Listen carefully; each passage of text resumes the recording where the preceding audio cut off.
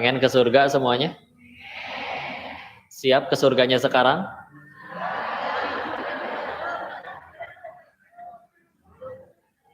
Tenang ya.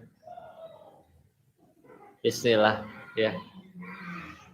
Dan salawat Ustaz salam semoga selalu tercurah kepada junjungan kita baginda Rasulullah Muhammad sallallahu alaihi wasallam beserta para keluarga, sahabat, dan semoga Allah sanggupkan kita istiqomah mengikuti sunnah-sunnah beliau sampai akhir hayat kita insyaallah.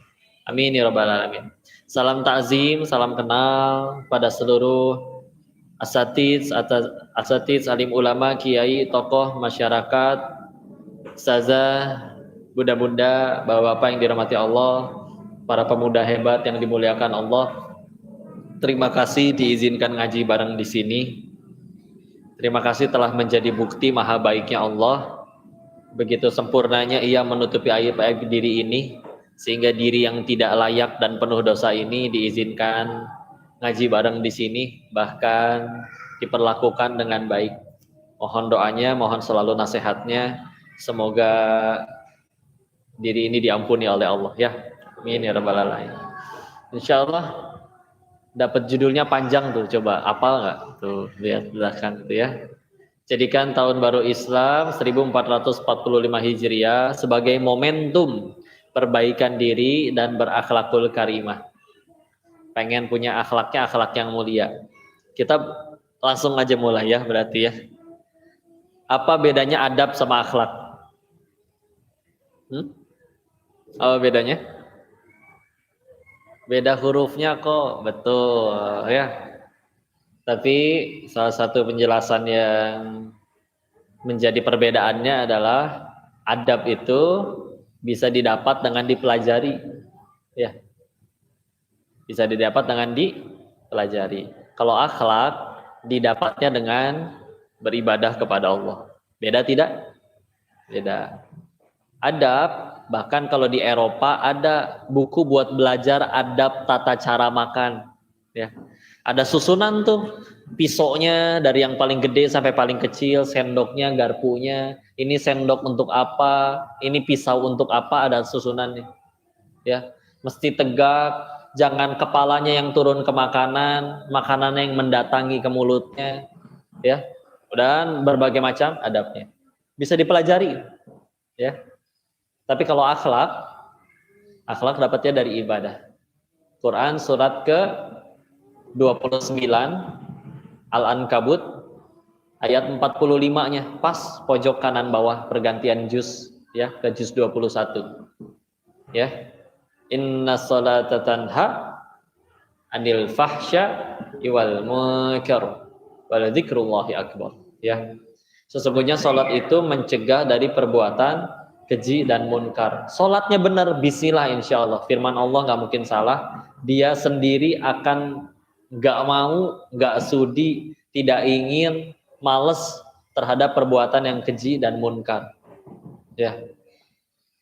Dan itu sudah mulai tercermin biasanya. Contoh, panas-panasnya siang hari bolong, puasa, ambil wudhu, seger.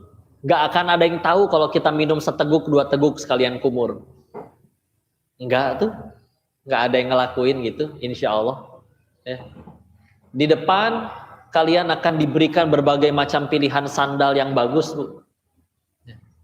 Ya, diambil nggak? Enggak. Ya, insya Allah. Ya. Apa yang menghalangi? Iman, udah jelas. Ya. Maka, bismillah ya. Kadang guru kami mengingatkan kalau misalkan masih mudah tergelincir kepada perbuatan maksiat, bahkan dianggap remeh, padahal sholat, ya punten, mungkin ada yang salah dengan sholatnya, ya. Jangan nyalahin keadaan, apalagi nyalahin Allahnya dulu, kitanya dulu, ya. Insya Allah. Itu dia adab sama akhlak.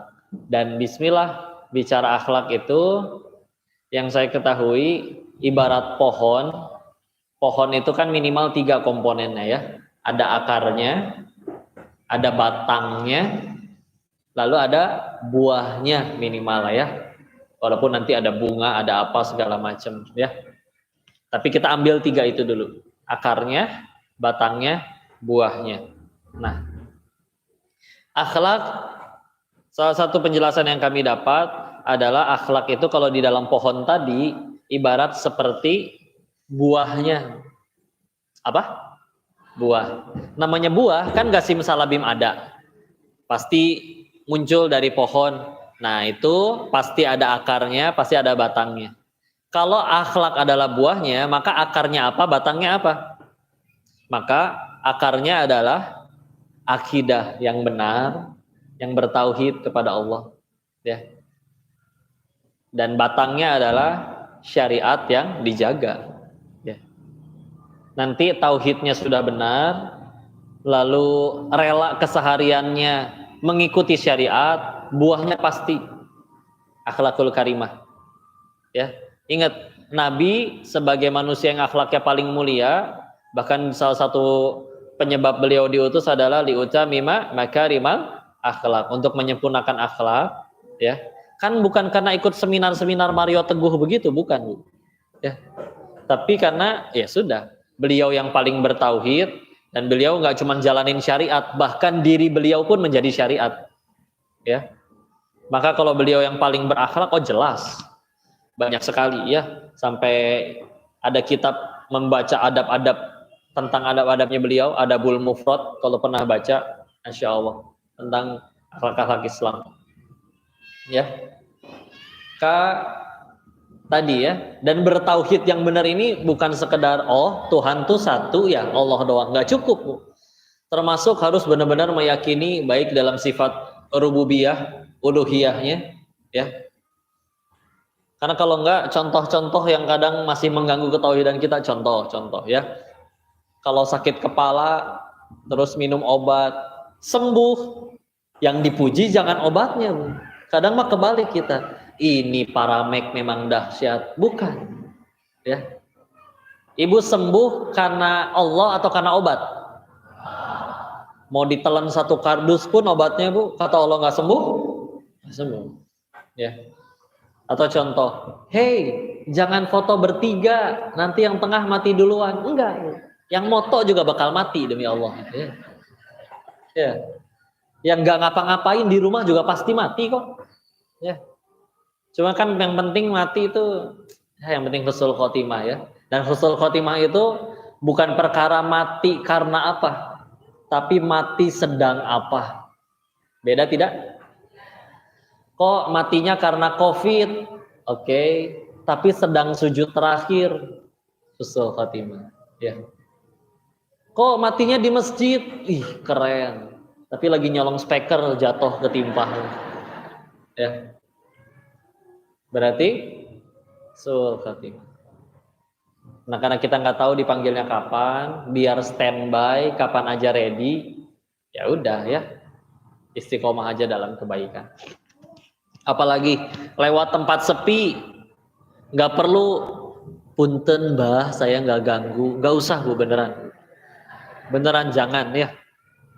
Seolah-olah ada sesuatu yang kita yakini bisa mencelakai kita tanpa seizin Allah, nggak bisa, Bu. Kumpul jin satu planet bumi ingin mencelakai kita, Allah tidak berikan izin, nggak akan terjadi apa-apa. Makanya punten. Yang masih bisa kena sihir, yang punten justru masih yakin sama yang kita kayak gitu-gitu, ya. Tanya bahkan kepada guru-guru ruqyah syariah yang sudah terbukti keilmuannya, bahkan kata dukun-dukun yang pada pernah tobat, ya, yang paling sulit itu justru orang-orang yang paling bertauhid, ya. Makin banyak, makin rusak ketauhidannya, apalagi makin ditambah maksiatnya, ibarat kita sendiri yang membuka pintu-pintu tersebut untuk bisa masuk itu sihirnya, ya. Karena biasanya punten yang masih gampang naksir sama perempuan yang pakai susuk, punten biasanya yang memang nggak sholat, ya, yang ya ketauhidannya tidak dijaga. Sholat mah bisa jadi ikut sholat, tapi tokonya sepi, datang ke simbah yang itu biar rame lagi, enggak, ya. Dan juga keluar dari pintu kejatuhan cicak, enggak akan sial, ya. Wah, kejatuhan cicak, enggak, Bu. Kejatuhan cicak 4 RW sampai ibu tenggelam juga enggak akan sial. Sial tuh satu, bikin dosa, enggak tobat, tuh pasti dikejar sama Allah, ya.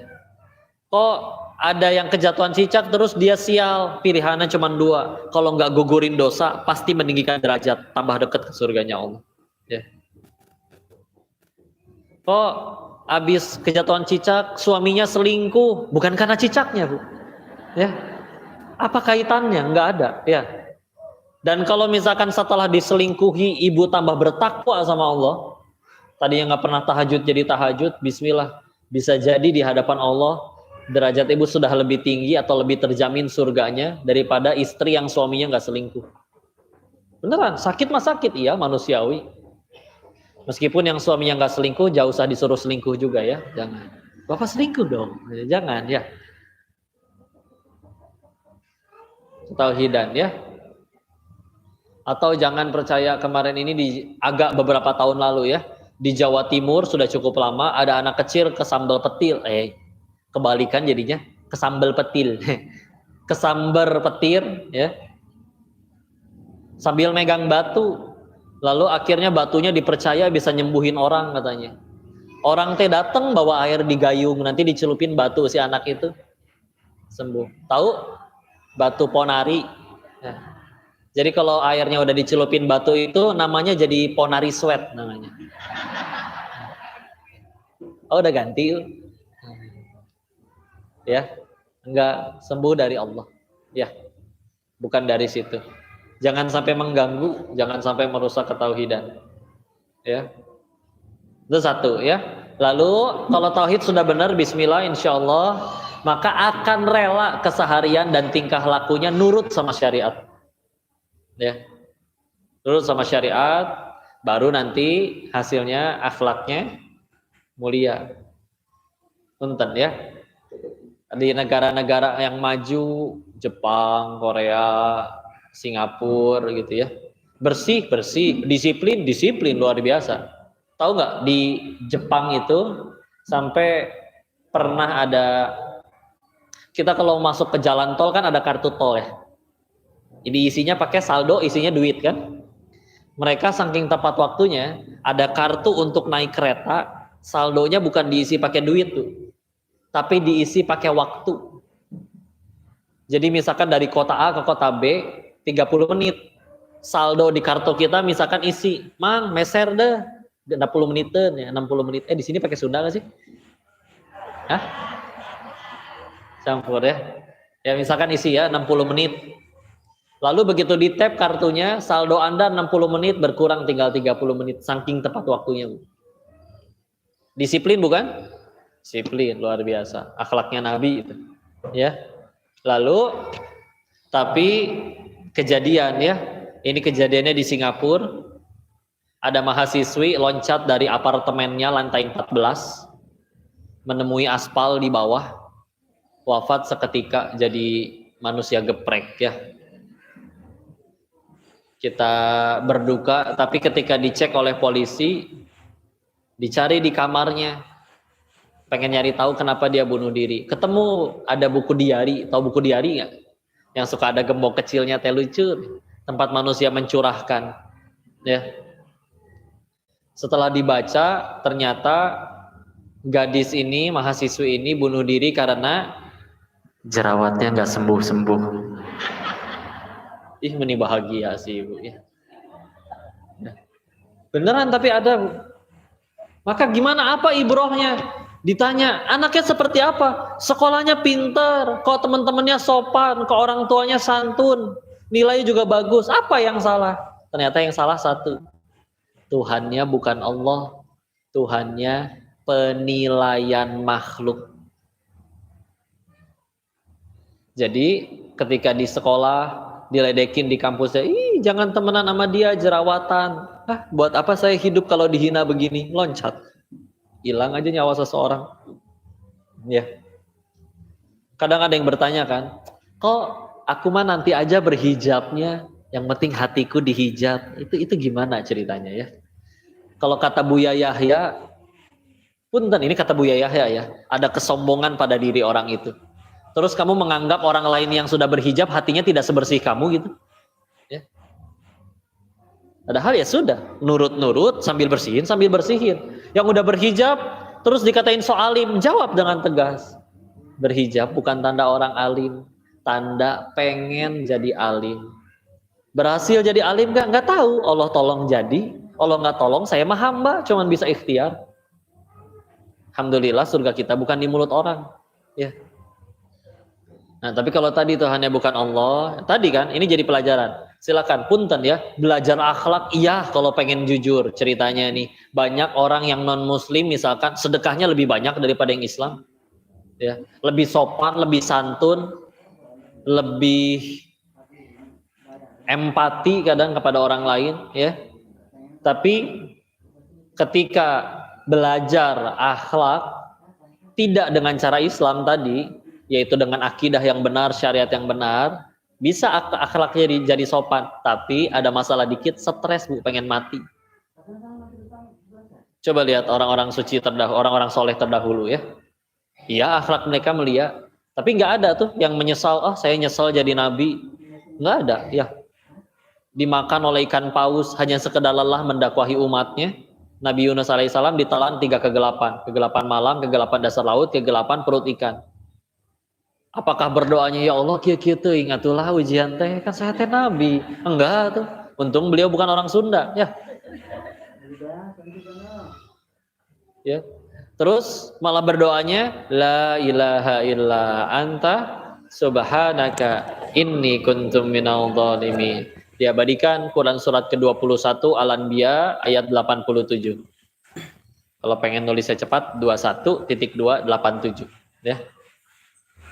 La ilaha illa anta, tiada ilah selain engkau. Subhanaka, maha suci engkau. Yang ditangkap kita, yang ngajakin nggak ditangkap. Ngomong apa ke Pak Guru? Saya mah diajakin, Pak. Apa Nabi Adam ngomong kayak gitu? Saya mah diajakin ya Allah, enggak. Ya. Yang ngajakinnya ikut kena hukuman, Quran surat 15 Al-Hijr ayat 39-nya, malah nyalahin Allah. Karena engkau yang menjadikan aku sesat ya Allah. Nah, gitu. Itu sama aja kayak ada suami selingkuh terus ngomong Allah sih bikin saya selingkuh. Nyebelin yang kayak gitu tuh. Ya. Ya Allah, na'udzubillah. Enggak ya. Udah tenang aja. Jadi justru salah satu cara agar akhlak kita makin bagus selain tadi dengan belajar akidahnya dibetulin, syariatnya dijaga, kadang dikasih masalah. Punten ya. Waktu kami nyanterin di Darut Tauhid di tempatnya AA, beliau bilang 95% dari santri yang bermasalah, 95% ya adalah mereka yang di rumahnya jadi sultan. Gak pernah disalahin, berbuat salah malah pembantunya yang dipecat. Ya. Gak bisa dia ketemu peraturan, ketika harus keluar dari tempatnya, maka harus kena peraturan yang bisa menghukum dirinya, nggak bisa dia, pasti jadi bermasalah. Ya. Sedangkan lihat ya, para nabi iya mulia, tapi kalau pengen jujur, masalah mereka jauh lebih berat daripada kita yang bukan nabi. Tapi malah jadi makin matang tuh semuanya. Ya. 4 wanita paling mulia di surganya Allah. Ibunda Khadijah radhiyallahu anha, lalu putrinya Fatimah Zahra radhiyallahu anha, lalu ibunya Nabi Isa Maryam, lalu istrinya Firaun, namanya Asiyah. Ya, memangnya 4-4-nya dapat derajat tertinggi di surga dari hidup enak-enak? Enggak. Ibunda Fatimah, putri dari manusia paling mulia sepanjang sejarah makhluk pernah diciptakan oleh Allah, semulia-mulianya makhluk Rasulullah Muhammad SAW. Tapi punten ya, di saat anak kades aja bisa sombong ya. Ini anak manusia paling mulia nggak ada sombong-sombongnya ya. Alhamdulillah sekarang mah Masya Allah ya, bapaknya punya jabatan dikit ngegebugin orang sampai koma ya. Alhamdulillah ya. Dan terjungkal itu pun hanya karena satu kasus. Bagaimana dengan nanti di pengadilan Allah, semua kasus kelakuan kita dibongkar semuanya, lebih repot lagi ya. Itu satu ya. Ibunda Maryam, udah menjaga kesuciannya, tidak disentuh oleh laki-laki, tahu-tahu hamil. Biasa netizen julid. Ya ukhta Harun, hai saudaranya Harun. Perasaan saudara kamu gak gitu deh. Kamu gitu sih. Ya. Biasa, maha benar netizen dengan segala komennya, betul? Ya. Terus sakit hati melarikan diri, ya, meninggalkan kaumnya, ya, sampai akhirnya melahirkan Nabi Isa di bawah pohon kurma, ya. Di surat 19 ya, surat Maryam. Ya. Apa lagi? Ibunda Asia sama, ya. Kalau kita lihat dari 4 daftar wanita paling mulia di surganya Allah tadi, 2 itu dari zamannya Nabi. Zamannya Nabi itu banyak yang amalannya dilipat gandakan. Kita tuh banyak bonusnya, Bu. Kemarin ketemu puasa Arafah 9 Zulhijjah. Puasanya 1 hari, ganjarannya 2 tahun. Nanti 10 Muharram, puasanya sehari, ganjarannya setahun dihapuskan dosa. Ya. Ada malam Lailatul Qadar, malamnya 1, tapi khairum min alfi syahr, lebih baik dari 1000 bulan. Banyak bonusnya nggak? Di zaman Nabi Musa kan nggak banyak bonusnya. Tapi Ibunda Asia ya udah tadi ya. Bahkan bisa punten kita berani bilang beliau masuk surganya Allah, bahkan menyusul wanita-wanita mulia lainnya yang di zaman Nabi. Ada Ibunda Aisyah, ada Ummu Salama, Ummu Fatiyah, semuanya soleha. Masuk surga? Iya, masuk surga. Ya. Tapi kita lihat kok 4 yang paling tinggi Ibunda Asia termasuk. Kenapa? Karena beliau ahli ibadah mah jelas ya. Beliau punya amalan yang pahalanya tanpa batas, yaitu sabar. Sabar katanya, ya. Kata siapa kok? Kata Quran surat 39 Az-Zumar ayat 10. Surat 39 Az-Zumar ayat 10. A'udzubillahi minasyaitonirrajim. Bismillahirrahmanirrahim. Innama yuwaffas sabiruna ajruhum bighairi hisab. Sesungguhnya hanya orang-orang yang bersabarlah yang ganjaran pahalanya disempurnakan tanpa batas. Kita sholat ada takaran pahalanya, gede, iya gede, ya. Tapi kalau pengen ibadah yang amalannya tanpa batas, pahalanya sabar. Dan beliau kan sabarnya bukan ngadepin suami biasa, bukan sekedar suami yang naruh anduk sembarangan di kasur, ya, naruh gunting nggak ditaruh di tempatnya lagi, buka laci nggak ditutup lagi. Kalau ngambil baju atasnya nggak diangkat dulu, bukan, ya, bukan suami yang kayak gitu. Ngadapinnya sedurhaka-durhaka manusia ini. Ini kalau ada istri yang berkata, suami saya lebih parah dari Firaun kok, bohong, beneran, ya. Kalau suami ibu lebih parah dari Firaun, nama suami ibu yang ditulis di Al-Quran. Karena nggak ada yang lebih parah dari Firaun, Firaun jadi contoh sekalian, ya.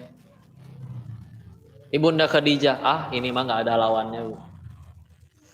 Semulia-mulianya wanita, masya Allah ini mah. Wanita paling kaya, wafat dalam keadaan habis semua hartanya untuk suaminya. Pernah satu episode suaminya berminggu-minggu nggak pulang, masuk ke dalam gua. Cobalah ibu lah, suami ibu nggak pulang, nggak ngasih kabar begitu lama tanpa transfer, ya. Pulang-pulang, ya. Kira-kira Bu, disayang atau diomelin, Bu? Kamu nggak dengar itu token udah bunyi-bunyi, ya? Misalkan gitu, ya. Ini tahu-tahu suaminya pulang dalam keadaan ketakutan, minta diselimuti, zamiluni, zamulini. Suaminya sendiri juga melihat istri yang seperti itu.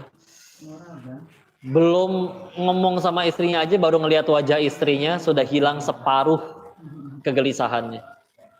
Misalnya suami ibu ngelihat ibu tambah gelisah atau tambah tenang, Bu? Ya. Insya Suatu ketika beliau menjelang akan wafatnya, minta tolong kepada putrinya.